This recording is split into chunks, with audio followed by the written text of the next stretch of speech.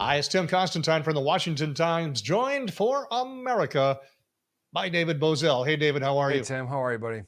I'm doing all right. This presidential race, man, I scratch my head. You and I are in the thick of this. So people ask me, and they probably ask you all the time, what's going to happen? Yeah. And I just keep looking, thinking, I'm not sure. I don't know. TIPP polls is one of the pollsters that I trust more than anyone. Rasmussen and them seem to really be in every time. When there are federal races, they really are dialed in. Their methodology is scientific and well done. They just did an interesting poll this week that showed among Democrats, 93% say they are going to vote for Kamala Harris. Among Republicans, 92% say they're going to vote for Donald Trump. So the parties are locked in. But when we look at independent voters, people that are not affiliated with any party, Kamala Harris in that last TIPP poll was up by like 14 or 15 points. That doesn't bode well for Donald Trump. No, no. Interesting, too. Gallup has, there are more self-identified Republicans than Democrats in this country for the first time in like 30 some odd years. Now, are folks just identifying as Republican, but then their party registration is Democrat, and they're going to end up voting for their Democratic nominee? We're not sure. But Republican sentiment, to be what it means to be a Republican, and now in today's day and age, it's MAGA all the way. Right. There are more self-identified Republicans than there are Democrats in this country, so that would point towards Donald Trump. There's another one of those polls asks the question of who do you think is better equipped to take care of the economy or to take care of the border or to take care of, and it's 42-42 there. When you start breaking all those down and mixing them all together, Yeah. it's 42-42. People, I mean, I don't know what the clue is here, what's going to happen. Yeah, I I'm think, look, really, I'm flummoxed. you're right, Tim. People ask me all the time, who's going to win? My answer basically is it's up to God, because it is going to be neck and neck. I was doing my Real Clear Politics electoral map this morning. I found a couple of different scenarios where Donald Trump got 270 and Kamala Harris got 268, and the reverse. Kamala Harris gets 270 and Donald Trump gets 268. I think it's interesting to look at the schedules of the campaigns, Tim. I was looking at on Grok, which is X's AI platform. I asked Grok, in the last 2 weeks, where the candidates have been. Trump has been in Wisconsin, Pennsylvania, Michigan, and Georgia. And Kamala Harris has been in Nevada, Arizona, Wisconsin, and Michigan. Then I asked Grok where they plan on going over the next 2 weeks and beyond. Notably absent, Kamala Harris has not gone to Georgia in the last 2 weeks and does not have plans to go to Georgia for the rest of the campaign. That's interesting. Is that a sign that she's waving Georgia off, or is she overly confident in Georgia? I think it's the former. I think Donald Trump may have Georgia wrapped up. Trump, interestingly enough, is really getting aggressive going into what I would consider to be some enemy territory. Not only is he planning on going to Pennsylvania again, Arizona, Nevada, and Georgia, he's going into California, Colorado, and he just announced a rally at Madison Square Garden in New York. It's just Kamala Harris does not have that level of aggressiveness. Tim, we've talked for a couple weeks now how it's kind of interesting that the campaigns have been in North Carolina prior to Hurricane Helene. Both of them were spending a ton of time in North Carolina. Now, since the hurricane, they haven't been back other than to visit on the ground, but they haven't done a rally. And there's no announced campaign rallies in the state of North Carolina for each campaign. Doing so would probably be insensitive at this point to hold, even if you were doing it in like a Charlotte or a Raleigh or something like that. But it could be, the most interesting thing to me is that this race, as razor thin as it is, could come down to a state that neither candidate can do a campaign rally in for the remainder of the race. I love breaking this out and looking like you. I look at some of the statistical analysis, trying to just get a nugget that gives me a clue.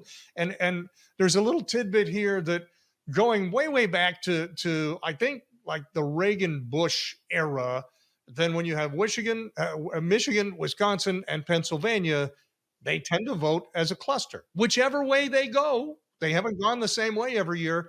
But the three of them all tend to go that way. Do we read anything into that in Well, yeah, 2024? those three, Michigan, Wisconsin, and Pennsylvania, have gone the same way together as a block. They call it the Blue Wall, save for 2016 since 1988. So that would be sort of a sign for Kamala Harris. But man, oh man, is the Trump campaign really confident? I don't want to say really confident, but just confident about Pennsylvania. And I think the Kamala Harris campaign has to be worried about Pennsylvania. And I've seen the reporting how Kamala Harris's internals in Wisconsin are not very good either. But she does plan on going back to each one of those three places. And so that's a priority to sort of defend the territory, defend that blue wall as best as she can. And I think she's written off Georgia. And it's going to be those three states for her, plus Arizona and Nevada. I think that's her strategy.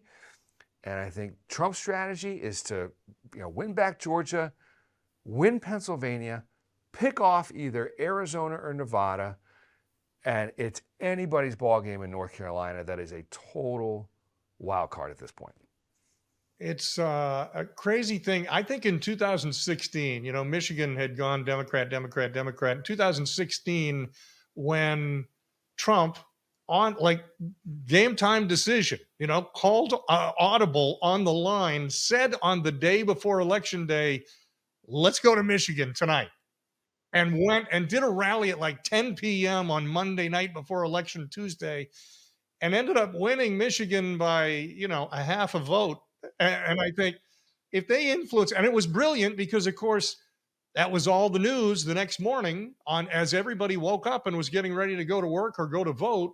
They were all seeing Trump on their TV in their town, in their state. And so I thought that decision at the end may have flipped Michigan and made a huge difference in that 2016 election. So I'll be interested to see, does he have that same gusto? Will he do 5 states in a day as we get down to that last week? Yeah, I think he should. I think he will. Now, right now, you mentioned Michigan. He does not have Wisconsin and Michigan on the schedule for the rest of the campaign. It's not to say that that can't happen. But is that a sign from the Trump campaign where they're going to say, okay, we're going to prioritize Pennsylvania, we're going to lock down Georgia, and we're going to go after Arizona/Nevada? But to your point, though, I think they will go back there, maybe at the last minute. To the question of, does Pennsylvania, Michigan, Wisconsin all stay together as they have since 1988, I'm predicting no. I think that Pennsylvania will go for Trump, and Michigan and Wisconsin will stay for Kamala Harris, forcing Trump to probably have to win Arizona/Nevada. As long as I remember, the Democrats have been really good at playing the celebrity card.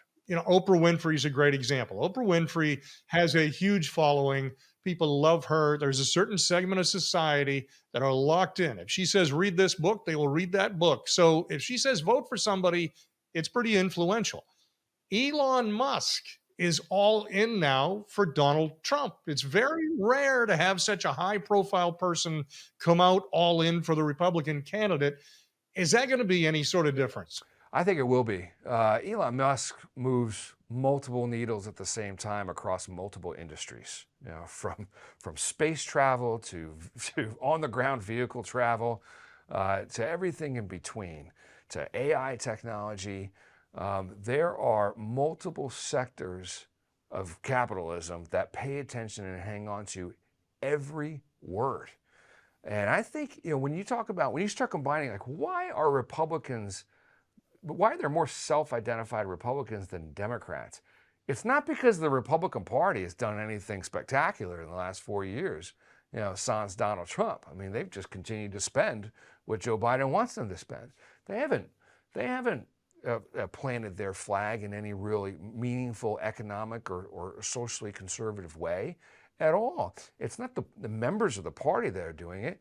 I think it's outside forces, guys like Elon Musk, who are showing the country, look, the water's warm, right? And we need common sense solutions to some of this stuff.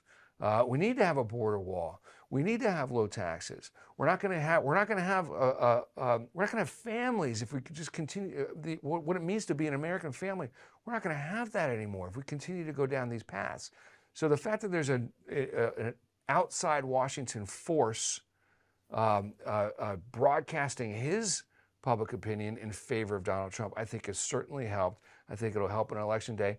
And it doesn't hurt that the richest guy in the world is on the Republican team for once. Final issue before we go, and that is Vice President Kamala Harris this week has been doing a television charm offensive. She has been on The View. She's been on Stephen Colbert. She's been all over the place. Is it effective? Does it help? For all the wrong, no, I don't think it really helps her. Her appearance on Colbert when she said there was nothing that she would do differently than Joe Biden, to me is disqualifying. And if you're looking for any sort of data, and the liberal media, for all of its sort of cheerleading for Kamala Harris, this cycle, this whole entire cycle, even some of these guys are like, wait a minute, she's been talking about trying to create some daylight between her and Joe Biden, and she can't.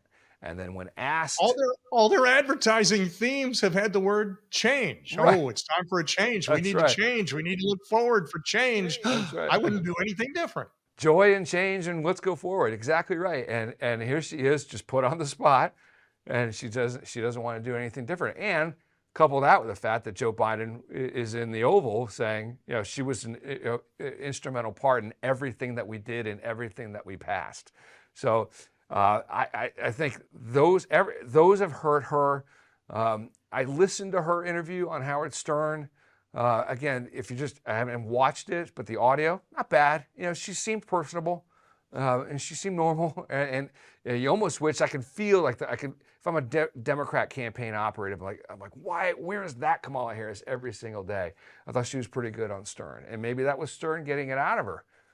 But on the daily routine, the daily interviews, she's just falling flat on her face every time. Yes, I wish it could have been the 1999 Howard Stern that was interviewing her instead. Sure. We would have had a different result. I get it. All right, my friend, before I let you go, we do this each time now. We will rate up until Election Day. What's your number? What do you think will happen on Election Day? I've got Trump at 281, and I've warmed up on Arizona. I've cooled on Nevada. I'm warm on Georgia, and I'm warm on Pennsylvania. And now I'm a head scratcher with North Carolina. I'll give it to him based on the fact that he's won it 2 cycles in a row. But I think it's going to be dicey. And there's a reason why he kept going back there. Something in his numbers kept telling him to go back there. So I think North Carolina could be the deciding factor. I think that's 16 electoral votes right there. For America, he is David Bozell. I'm Tim Constantine for the Washington Times. Thanks for joining us.